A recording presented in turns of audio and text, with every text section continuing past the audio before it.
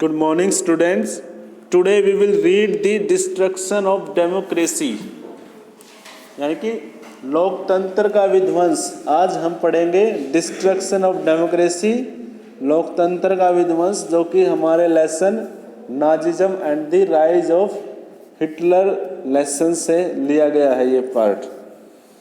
हाँ जी, ऑन 30 जनवरी 1933, 30 जनवरी 1933 को क्या हुआ? President Hindenburg offered chancellorship the higher position in the cabinet of minister to Hitler.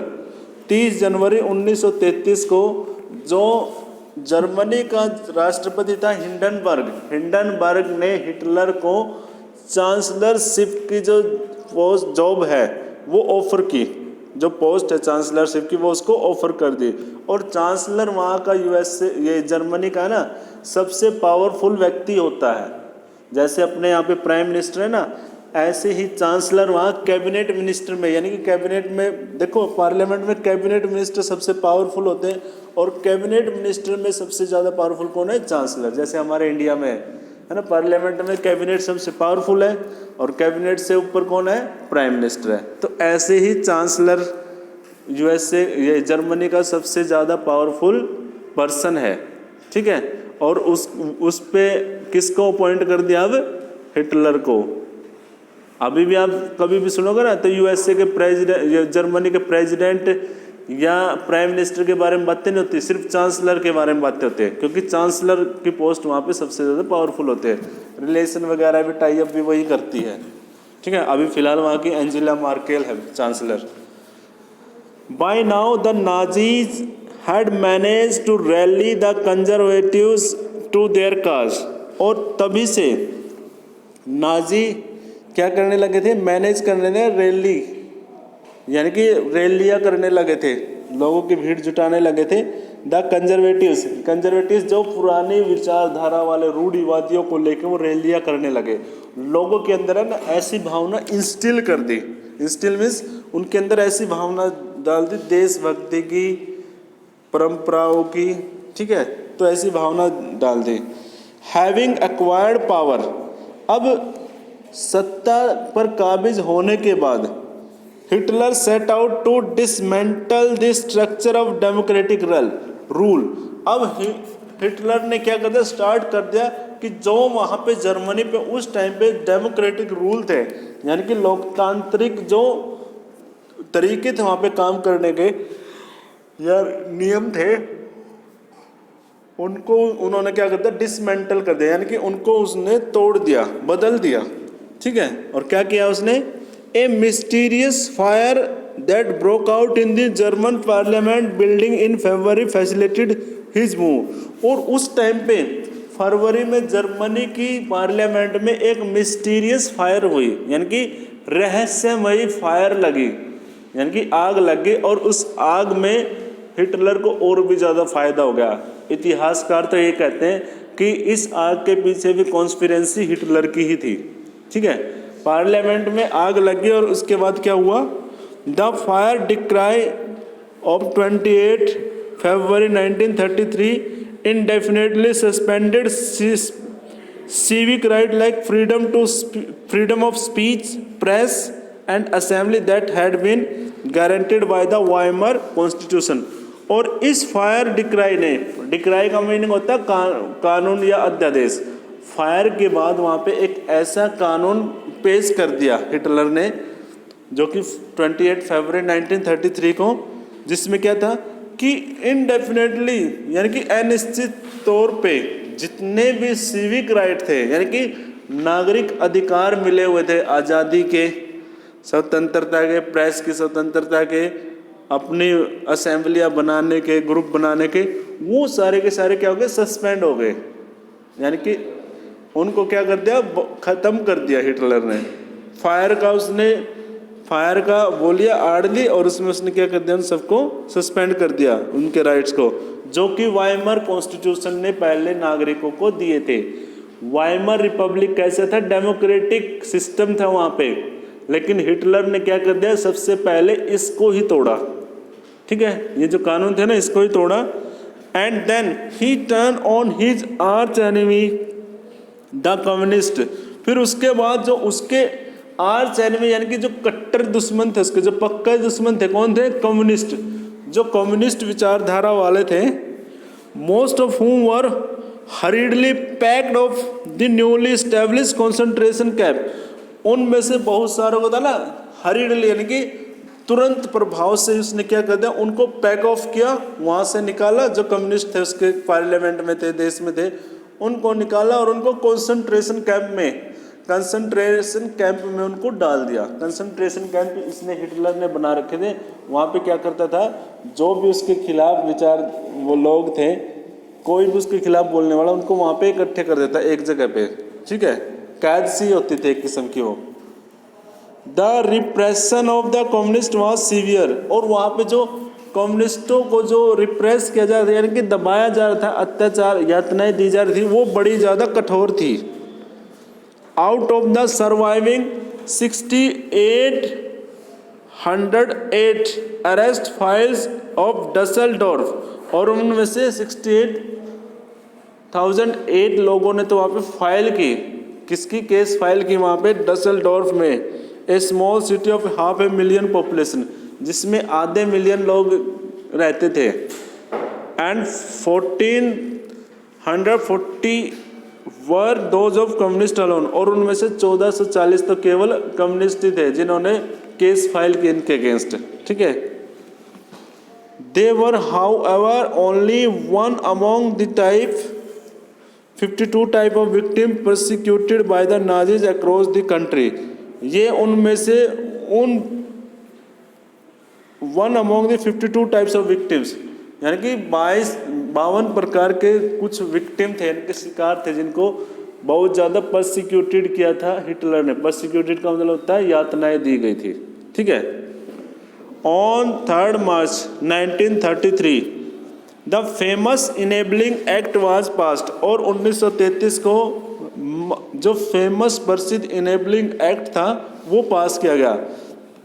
This act established dictatorship in Germany, और इस कानून से क्या हुआ, जर्मनी में डिक्टेटरशिप यानी कि तानाशाही स्थापित होगी। इनेबलिंग एक्ट का मीनिंग कोई पूछने लग जाए ना, तो इससे क्या हुआ था, what was happened with the enabling act passed by the Hitler. उससे क्या हो गया, the dictatorship had been established by this will, ठीक है, this act. It gave Hitler all powers to sideline parliament and rule by decree. और यहाँ पे क्या हो गया, हिटलर ने इस बिल से हिटलर को शक्ति मिल गई कि वो पूरी की पूरी पार्लियामेंट को साइडलाइन यानी कि एक तरफ करके वो क्या करने लग जाए, रूल बाय डिक्राई। डिक्राई का मतलब अध्यादेश जारी कर देना। पार्लियामेंट नहीं लग रही होती ना, डिक्राई का मीनिंग होता है वैसे अध्यादेश। जब पार्लियामेंट नहीं चल रही हो तो सरकार क्या करती है, कोई भी कानून ऐसे ही पास कर देती है। जैसे हिटलर ने ऐसे ही कानून पास कर दिए और वो सारे के सारे अप्लाई हो गए उस टाइम पे, क्योंकि उसने पार्लियामेंट को क्या कर दिया, साइड लाइन कर दिया। अब जैसे अपना लगा लो, अभी कुछ कानून हमारे यहाँ पे यही तो हुए थे जब इमरजेंसी लगी थी ना। इमरजेंसी का मतलब ही यही होता है। जब इंदिरा गांधी जी थी ना, जिस टाइम पे इमरजेंसी लगी थी, उस टाइम पे यही था कि पार्लियामेंट तो चल नहीं रही थी। इंदिरा गांधी जी ने राष्ट्रपति को बोल के कि ऐसे ऐसे ये इमरजेंसी लगा दो, ये कानून पास कर दो, वो कानून लग गए। समझे? हैं? आज भी हो सकता है, राष्ट्रपति कर सकता है, वो प्रधानमंत्री। All parties and trade unions were banned except for the Nazi party and its affiliates। यानी कि जितनी भी राजनीतिक पार्टी थी, पॉलिटिकल पार्टीज थी और यूनियन ट्रेड थी, व्यापारिक संघ थे, उन सब को भी उसने बैन लगा दिया, सिवाय Nazi party and it's affiliates, और उसकी सहयोगी पार्टी। नाजी पार्टी और उसकी सहयोगी पार्टियों को छोड़ के वो जितनी भी राजनीतिक पार्टी थी ना, उनके ऊपर क्या लगा दिया उसने, बैन लगा दिया। जैसे अपने यहाँ पे करने लग जाए, मान लो बीजेपी पार्टी करने लग जाए कि बाकी जितनी भी राजनीतिक पार्टी है उनको लगाओ बैन, उनको एंट्री मत करने दो कहीं पे भी, और अपने वालों को जाने दे रहे। तो ये क्या होता है, ये कहीं ना कहीं तानाशाही आती है। जैसे अभी आपने देखा था रिसेंटली एक वो हुआ था, रेफरेंस हुआ था यहाँ हाथरस केस में, है ना। जो विपक्षी पार्टी के जो लोग थे, समाजवादी पार्टी के, लेफ्ट पार्टी के, कांग्रेस पार्टी के, वो वहाँ जाना चाह रहे थे तो उनको जाने नहीं दिया। तो वो कहीं ना कहीं, है ना, उन्होंने बोला था ना उन नेताओं ने, विपक्ष के नेताओं ने, कि भाई ये तो भाई तानाशाही हो रही है। तो यही होती है, यही तानाशाही होती है, ठीक है। The state establish complete control over the economy, media, army and judiciary. अब देश का, है ना, हिटलर का सारे के सारे देश की अर्थव्यवस्था पर, देश की मीडिया पर, आर्मी पर और जुडिशरी पर और न्याय व्यवस्था पर, न्यायपालिका पर, सबके ऊपर क्या हो गया, उसका पूरी तरह से कब्जा हो गया, ठीक है। Special surveillance and security forces were created to control and order society in ways that Nazis wanted. और वहाँ पे क्या हुआ, स्पेशल सर्वेलेंस, सर्वेलेंस का मीनिंग होता है निगरानी, निगरानी के लिए वहाँ पे सिक्योरिटी फोर्सेज लगा दी उसने, अपनी गुप्त एजेंसियाँ लगा दी हिटलर ने वहाँ पे देश के अंदर, कि भाई देश के अंदर आपने ये देखना है कि भाई समाज में जो जिस तरीके से हम कह रहे हैं इस तरीके से लोग काम कर रहे हैं या नहीं कर रहे हैं। जैसे हम अपने देश की कहने लग जाए कि भाई अब ये देखो, मान लो अभी फिलहाल की जो भी पार्टी है, मान लो हिंदूवादी पार्टी है, वो ये कहने लग जाए कि अपने देश में ये देखो कि भाई लोग अच्छे से हमारे रीति रिवाजों, हिंदू रीति रिवाजों के अकॉर्डिंग रह रहे हैं या नहीं रह रहे हैं, या उसके खिलाफ तो नहीं काम करे। अगर ऐसा करने लग जाए तो क्या होगा, वहीं पे लोकतंत्र खत्म हो जाएगा, वहीं से तानाशाही शुरू हो जाएगी ना। ऐसा हमारे देश में नहीं, कहीं ये समझो कि अपने यहाँ पे है, कुछ हद तक कुछ नेता चाहते हैं, सभी नहीं चाहते, कुछ नेता चाहते हैं कि ऐसा हो, वो गलत होता है समाज के लिए भी और लोकतंत्र के लिए भी। तो apart from already existing regular police in green uniform and the SA और the storm trooper, these include the Gestapo, secret state police and the SS protection squad and criminal police and the security service। तो ये कुछ उसने जो पहले की वहाँ पे एग्जिस्टिंग पुलिस फोर्सेस थी, उन पुलिस फोर्सेस के अलावा बाकी और पुलिस फोर्सेस को भी लगा दिया उसने, ठीक है। जो ये थी गेस्टापो है, SA है, SS है, SD है, ठीक है ना, स्पेशल सिक्योरिटी सर्विस है, इन पुलिस को, इन पुलिस सर्विस को उसने लगा दिया। किसके लिए, सिर्फ और सिर्फ लोगों की निगरानी के लिए, क्योंकि कोई भी लोग सरकार के खिलाफ तो नहीं बोल रहा, सीधी सी बात है, कोई भी व्यक्ति हिटलर के खिलाफ तो नहीं बोल रहा। It was the extra constitutional powers of these newly organised forces that gave the Nazi state its reputation as the most dreaded criminal state. और इससे क्या हो गया, उसको एक्स्ट्रा कॉन्स्टिट्यूशनल, उसको अतिरिक्त संवैधानिक शक्तियाँ मिल गई, किसको, हिटलर को। एंड जिससे कि उसकी रेपुटेशन कैसी बन गई, एक ड्रेडेड क्रिमिनल स्टेट, डराने वाला अपराधी राज्य घोषित हो गया बाकी देशों के लिए, बाकी लोगों के लिए, है ना। क्योंकि लोगों के अंदर डर पैदा कर दिया, लोग अब डरने लगे हिटलर की आर्मी से भी। जैसे अपने यहाँ पे नहीं हो गया था लॉकडाउन के टाइम में, पुलिस को देखते लोग डरने लग गए थे, है ना।